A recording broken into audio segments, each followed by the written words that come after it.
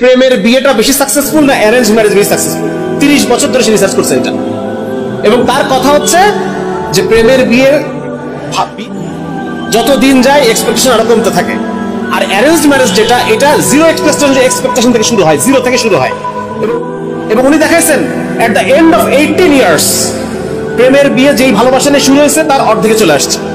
At the end of 18 years arrange marriage যেই level থেকে শুরু হয়েছে সেটা আস্তে আস্তে বাড়তে বাড়তে ডাবল দ্বিগুণে পৌঁছায় গেছে।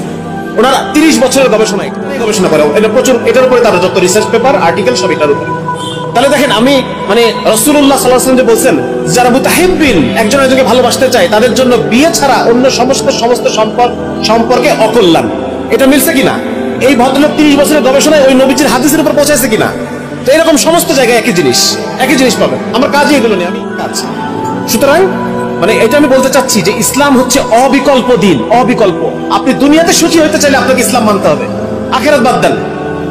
আমার কথা বুঝতেছে ভাই? এখন আপনি চারদিকে তাকান, চারিদিকে দেখবেন মানুষের জীবনে সমস্যা, ব্যক্তিগত জীবনে কেউ সমস্যা, পারিবারিক জীবনে সমস্যা, স্বাস্থ্যগত সমস্যা। হ্যাঁ, কোনো মানুষ আপনি দেখবেন সে মানে মামলা মোকদ্দমায় জড়ায় আছে বিভিন্ন রকম। আজকে আমাদের সুপ্রিম কোর্টে 31 লক্ষ মামলা, কত লক্ষ মামলা জমে আছে? 31 লক্ষ মামলা, 31 লক্ষ মামলা জমে আছে।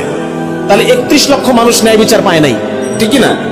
হ্যাঁ, ইসলামের যে বিচার ব্যবস্থা, ব্রিটিশ কমন ল এরকম দীর্ঘমেয়াদী সূত্রিতা তৈরি করে, আর ইসলামের যে বিচার ব্যবস্থা এটা র্যাপিড, দ্রুত বিচার সম্পন্ন করে। তো এই যে দেখেন, প্রত্যেকটা জায়গায় ইসলাম অবিকল্প। আজকে মানুষই করতে চাই, কি তৈরি করতে চাই ভাই? একটা মানুষ, একটা বেকার যেন বুঝতে পারে যে আজকে আমি বেকার, কারণ আজকে ইসলাম নাই। আজকে ইসলামের শাসন যদি থাকতো আজকে আমি বেকার থাকি না। যেই মেয়েটা নিজের ইজ্জত বিক্রি করে তাকে জীবন চালাতে হচ্ছে, সেজন্য বুঝতে পারে যে আমাকে আজকে আমার এই অবস্থা, কারণ আজকে দেশে ইসলাম নাই। আজকে যদি ইসলাম থাকতো আমি একটা সুন্দর ইজ্জতের জীবন পাইতাম। এইভাবে করে আমরা আমাদের দাওয়াতকে ছড়াই দিব চতুর্দিকে, ইনশাল্লাহ। করবো তো ইনশাল্লাহ ভাই?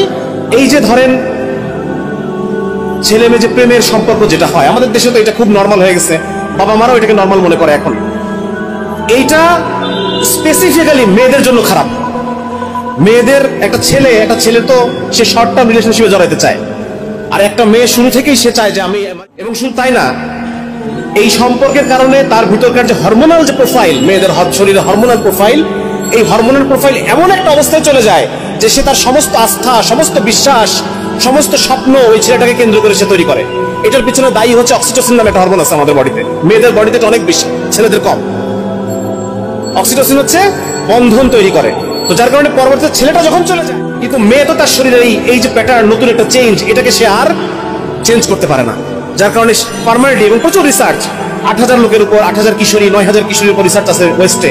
তারা বলতেছে যে একটা রোমান্টিক রিলেশনশিপের যখন শেষ হয় তখন মেয়েদের যে ক্ষতি, এই ক্ষতিটা অনেক বেশি ছেলেদের তুলনায় 3 গুণ বেশি ক্ষতি হয়, 7 গুণ বেশি ক্ষতি হয় ছেলেদের চেয়ে। তো যার কারণে আপনাদের সবার কাছে আমার রিকোয়েস্ট থাকবে যে আপনারা এই ধরনের কোনো সম্পর্কে আপনারা জড়াবেন না। আজকে এমন একটা জায়গায় এসে আমি কথাটা বলতে, তার জন্য বেমানান, বাট আমাকে বলতে হবে। সমস্ত জায়গায় আপনি সত্য কথাটা বলবেন। আমার পেশার সাথে এটা, আমি যে মেডিকেল সায়েন্স নিয়ে কাজ করি, সেই জায়গায় দাঁড়াই আমাকে কথা বলতে হবে।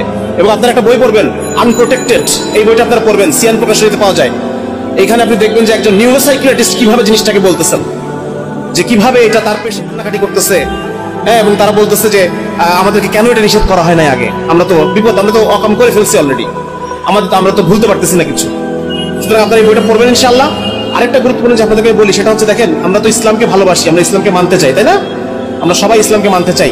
তবে প্রবলেম হয়ে গেছে যে আজকে ইসলাম যে জীবন ব্যবস্থার কথা বলে, আজকে আমরা এতটাই দূরে চলে আসছি যে ইসলামের সেই জীবন ব্যবস্থার কিছু কিছু বিষয় আমাদের কাছে অনেক কঠিন মনে হয়, আমাদের কাছে অনেক কি বলা যায়, অভান্তর মনে হয়, হাস্যকর মনে হয়, যারা এটা কি সম্ভব নাকি?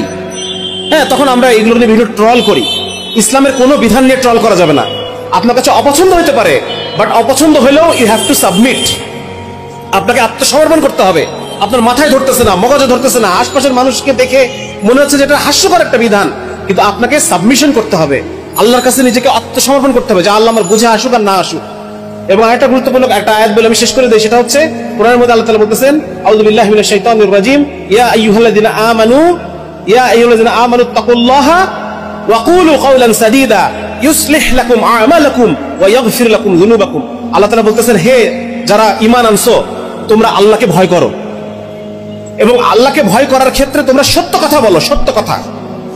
যদিও এটা হাস্যকর মনে হয় মানুষের কাছে, সত্য কথাটা বলো, তাহলে কি হবে? ইসলিহ লাকুম আমালাকুম, তোমাদের আমলটা যেটা তোমরা করতে পারতেছো না আমি সংশোধন করে দেবো এটাকে। ফর এক্সাম্পল, যেমন ধরেন যে আপনারা জানেন যে কি বলা যায়, ইসলামের বিধান আছে যেটা নাজায়েজ, কিন্তু আপনি এটা মানতে পারতেছেন না। এখন আছে না এরকম অনেক কিছু, হ্যাঁ, যেটা নাজায়েজ আমি জানি, এটা কনফার্ম নাজায়েজ, কিন্তু এটা আমি মানতে পারতেছি না। তার মানে কি আমি এটা নিয়ে ট্রল করবো? আল্লাহ তাআলা বলছেন না, এটা করো না, তুমি আল্লাহকে ভয় করো এবং তুমি সত্য কথাটা বলতে থাকো।